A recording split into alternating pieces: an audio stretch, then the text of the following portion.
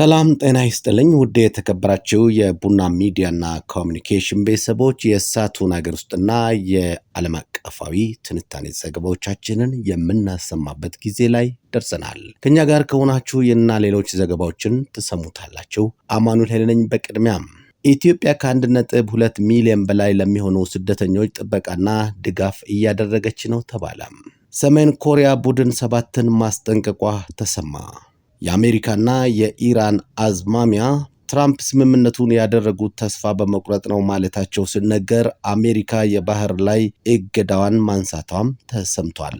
እነዚህን ዘገባዎችን ከኛ ጋር ከሆናችሁ ተሰሙታላችሁ። ለዩቲዩብ ቻናላችን አዲስ ከሆናችሁ ሰብስክራይብ ማድረጋችሁንም አትርሱ።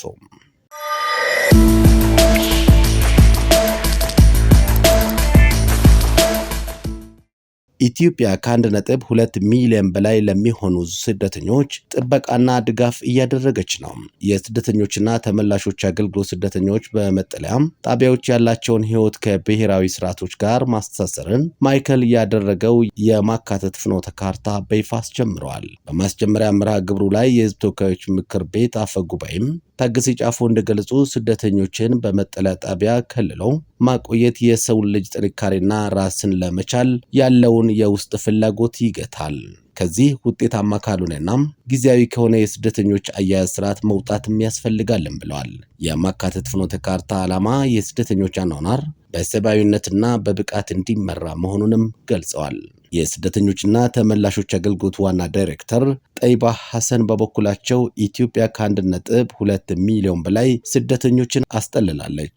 ለስደተኞች የሚሰጠው ጊዜያዊ ድጋፍ በቂ ባለመሆኑም በአገሪቱ የልማት እቅዶች በማካተት ዘላቂ የተቀናጀ መፍትሄ ማምጣት አስፈላጊ መሆኑ ታምኖበታልም ሲሉ ተናግረዋል።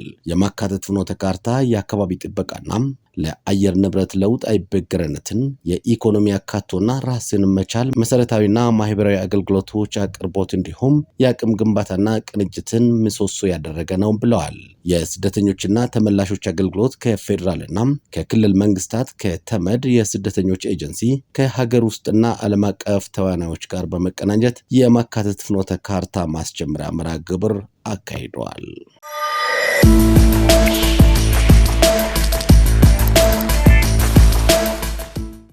ወደ ውጪ ዘገባ ስናልፍ ሰሜን ኮሪያ ቡድን 7ን ማስጠንቀቋን እንመለከታለን። የሰሜን ኮሪያው መሪ ኪም ጆንግ ኡን እሂት የቡድን 7 ሀገራት ያቀረቡትን የኒውክሌር ጦር መሳሪያ አለማምረትን ጥሪ ውድቅ ማድረጋቸውን ገለጹ። በፈረንሳይ በተካሄደው የቡድን 7 ጉባኤ ማጠቃለያ መሪዎቹ ሰሜን ኮሪያ የኒውክሌር ፕሮግራሟን ሙሉ በሙሉ እንድታቆም በጋራ በጠየቁ ማግስት ነው የፒዮንግያንግ ምላሽ የተሰማው። ዮጆንግ የቡድን 7 መሪዎች ያወጡትን የጋራ መግለጫ ጊዜ ያለፈበትና የሀገሪቱን ሕገ መንግስት የሚገፋ ሲሉ ወቅሰዋል። የኒውክሌር ባለቤትነትን የሰሜን ኮሪያ የሉዓላዊነት ምርጫ መሆኑን የገለጹት ሀገራቱ በዚህ ጉዳይ ላይ ጣልቃ ለመግባት ምንም አይነት ሕጋዊ መብትም ሆነ ብቃት እንደሌላቸውም አክለዋል። የኒውክሌር ጦር መሳሪያ መታጠቅ የሀገሪቱን ሉዓላዊነት ለመጠበቅና ሰላምን ለማረጋገጥ በሕግ የተደነገገ ቋሚና የማይለዋወጥ መሰረት ነው ብለዋል። የፒዮንግያንግ የኒውክሌር አቅም ከጠላቶቿ የሚሰነዘርባትን የማያቋርጥ የኒውክሌር ዛቻም ለመመከት የተገነባ የመከላከያ ጋሻ መሆኑን ገልጸዋል። የአሜሪካ፣ የእንግሊዝ፣ የካናዳ፣ የፈረንሳይ፣ የጀርመን፣ የጣሊያንና የጃፓን መሪዎች ሰሜን ኮሪያ በተባበሩት መንግስታት ድርጅት የጸጥታው ምክር ቤት ውሳኔዎች መሰረት የኒውክሌርና የባሊስቲክ ሚሳኤሎች ፕሮግራሞቿን እንድታቆም ጠይቀው ነበር። ዘገባው የሮይተርስ ነው።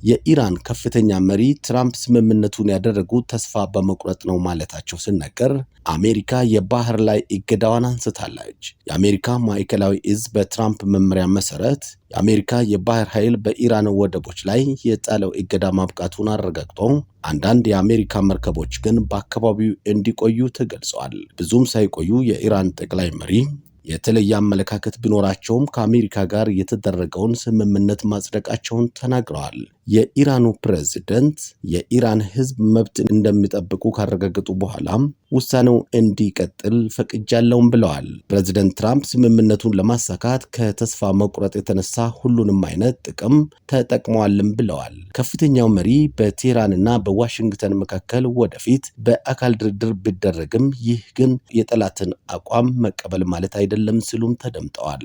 በስምምነቱ ላይ ምላሽ ሲሰጡም ይህ የመጀመሪያው ሲሆን እንደ አውሮፓን አቆጣጠር በየካቲት 28 አሜሪካና እስራኤል ኢራን ላይ በከፈቱት ጥቃት የቀድሞ መሪ አያቶላ አሊ ካሚኒም መገደላቸውን ተከትሎ በመጋቢት ወር ስልጣን ከያዙ በኋላ በአደባባይ አልታዩም ሲሉ የዘገበው ቢቢሲ ነው። ሰላምና ጤናን በያላችሁበት ተመኘው። የሳቱ ዓለም አቀፍ ዘገባዎችና ሀገር ውስጥ ዘገባዎች ይህንን ይመስሉ ነበረ። ከማጠቃላችን በፊት አበይት ዘገባዎችን በድጋሜም ኢትዮጵያ ከ1.2 ሚሊዮን በላይ ለሚሆኑ ስደተኞች ጥበቃና ድጋፍ እያደረገች ነው።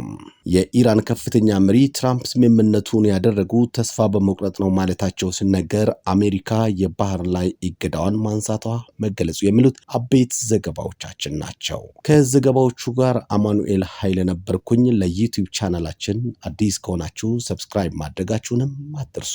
ሰላምና ጤናን በያላችሁበት ተመኘው። ጤና ይስጥልኝ።